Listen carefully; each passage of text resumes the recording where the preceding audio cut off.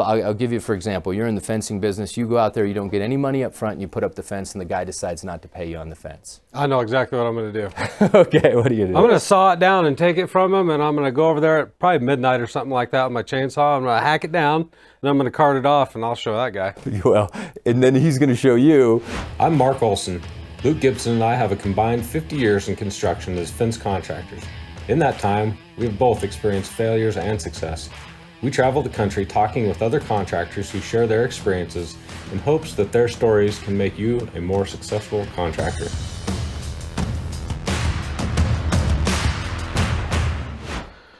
All right, so what we decided to do is we've had a lot of, we'll say people with Google Law degrees giving advice, and I'm sure you've seen them in the groups and things like that, all over Facebook, and everybody wants to give legal advice, and what I've seen is pretty terrible. So I thought what I would do is get with our attorney for our company and ask him some questions of some of the things that I've seen, and we'll talk through some of those answers, and then he probably has some stuff he'd like to tell. So this is Craig Silva. He is probably one of the baddest attorneys in the state of Wyoming.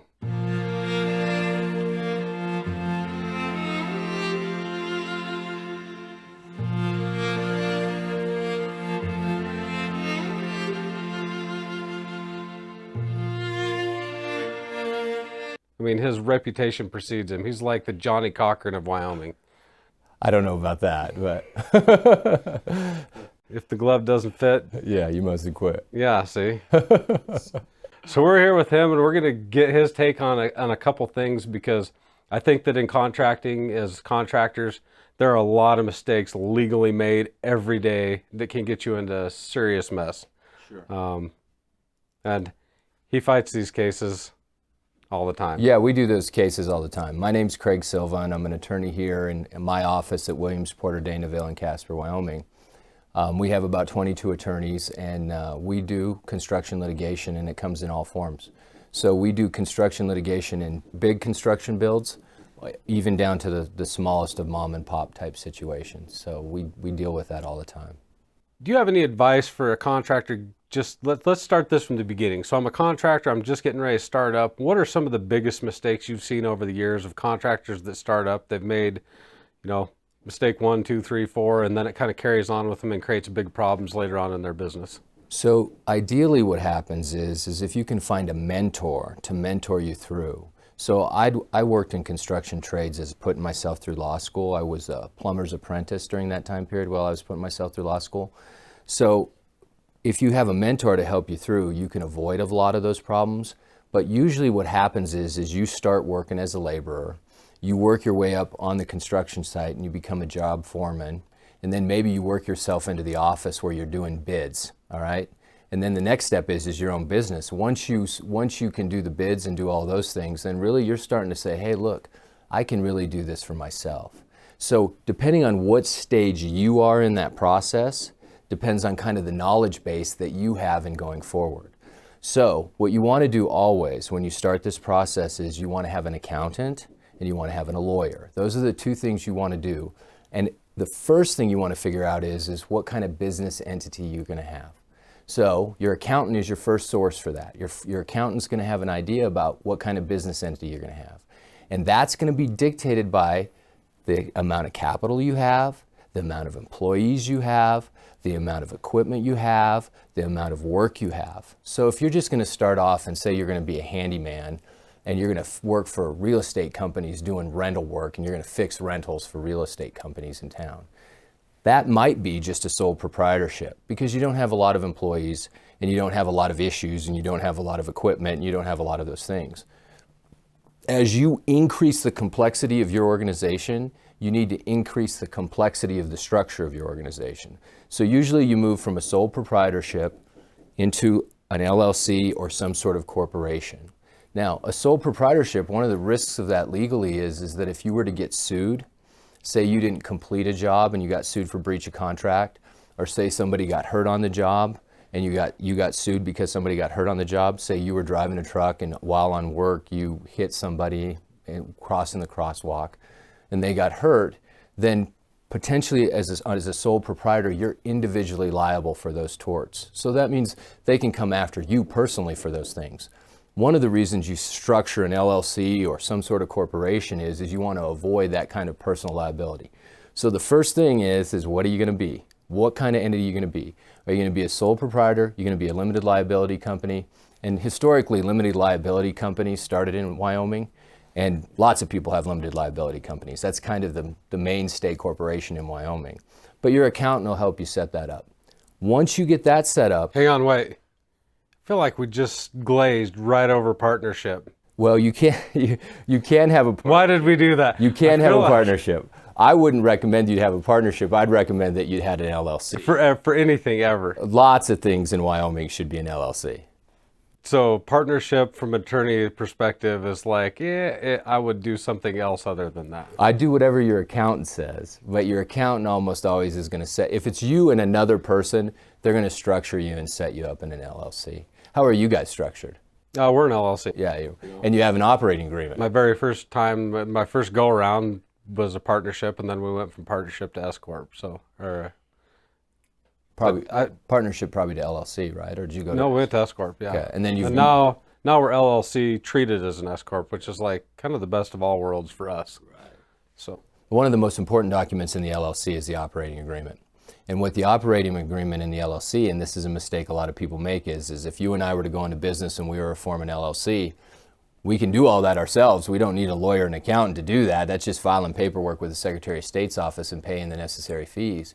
But you need to have an operating agreement, because when you and I don't get along anymore, when you and I are going to divorce, and say you bring the capital and I bring the labor, and I'm doing all the labor and I feel like your capital isn't equal to my labor, and we get in a dispute about that, or we get in a dispute about how the profits should be broken up, that operating agreement explains how those things should be divided. So we worked through this operating agreement. Now we've decided what kind of a company structure we want. Now we've got an operating agreement. Are there some other things that you would recommend that we go and do beyond that as we start up? Sure. So once you have your entity set up, the next step is how are you going to deal with your customers? Now let's assume you don't have employees yet, because you have to figure out how to deal with your employees. But let's say you don't have any employees, and so you have to figure out how you're going to deal with your customers. Now, I always tell all my businesses that they need to provide fast, friendly, and accurate service. They need to serve only high-quality, appetizing, wholesome food, and they need to maintain a clean, pleasant, comfortable restaurant. They got to take care of the customer, all right? But that relationship oftentimes is defined by just a handshake. Even in Wyoming still, it's defined by a handshake. That's great so long as the relationship works. But the second something doesn't go right, and a change order is often something that's not going right, but something doesn't go correctly for one of the parties, and then we don't know what to do. Now, the default is service, all right? The default for the company is service. So you should provide the best possible service that you can provide to the customer, because word of mouth is going to affect you. And I earnestly believe that you can have everything in life you want if you just help enough people get what they want. And if you leave a customer satisfied, even if you don't make a profit on that customer, you're going to profit from that customer by the word of mouth. So we got to develop that relationship. But what's that going to look like? It needs to look like some agreement. Okay, so when people start off, usually with a sole proprietorship, they just have a handshake. That works for a while, it works for a while, works for a while, till it doesn't work. And I don't know if you're a poker player, but you don't remember the games you won. You remember the games you lost. Those are called bad beats. Yeah, you remember your bad beats. So you could have a great business for a long, long time, but this one loss with this one customer is the one that drives you completely crazy, because you spend all this money on a lawyer, or you spent all this money trying to satisfy them. And so the way to avoid that is with an agreement. Now you can have all sorts of different types of agreements. So a common agreement is time and materials, all right? But you want to have a contract starting out with that customer and say, here's the bid, here's how we do a change order if you want to change something in the process. Change orders have to be in writing. Change orders cost more money. If one of us has to sue on this agreement, the other side, the prevailing party, is going to have to pay their attorney's fees. Here's the interest rate. Here's how you do the billing. You know, you're going to get billed so often. This is what the bills are going to look like, so that that relationship is clearly defined. It's important to you as well, so that when you get to court and sue on this, and most of your cases, unless they're big, high-end, above $50,000 cases, most of the cases are going to be in circuit court.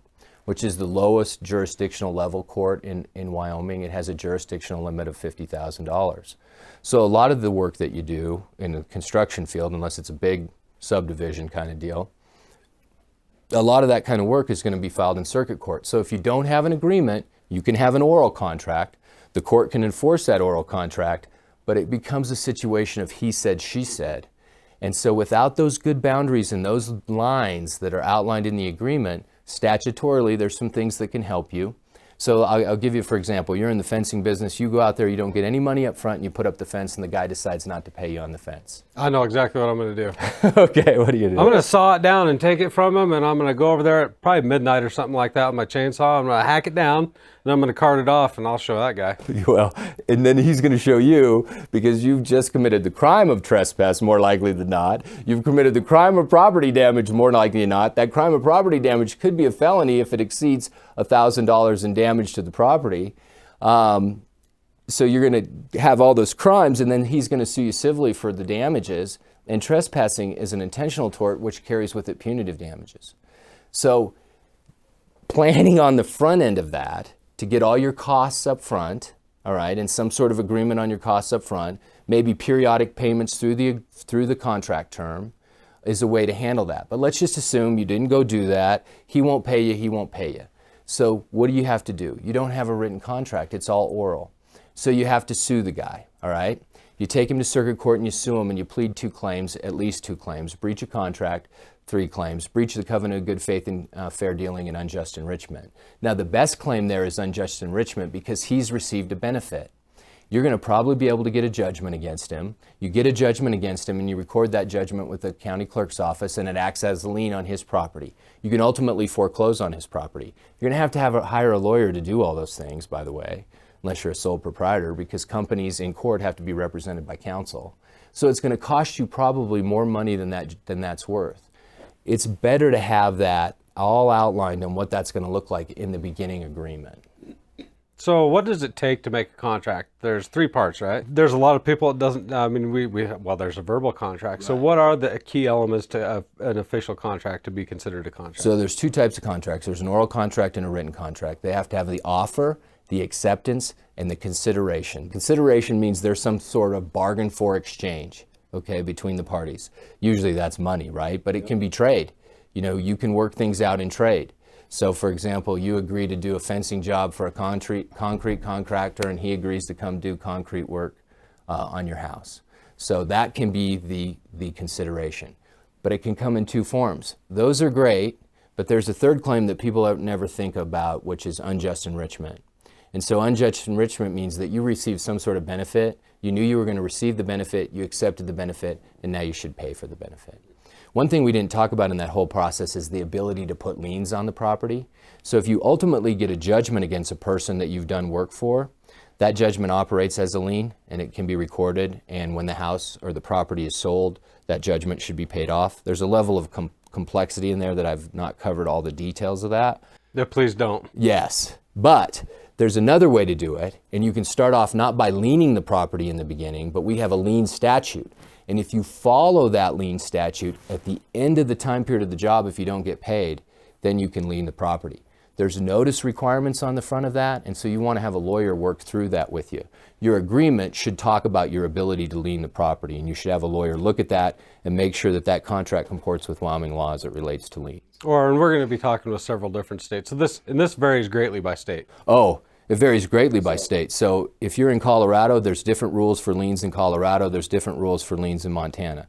So depending on what state you're doing the work in, that's where you need to get the accountant and the lawyer, because even the local state taxes are different. A great example of this is when you go to, let's say your main office is at Cody and you come down to Casper to do fencing, the first thing you need to do is go into the city of Casper and find out what the permitting process is and figure out what you need to do to have a permit, a building permit, and what's required.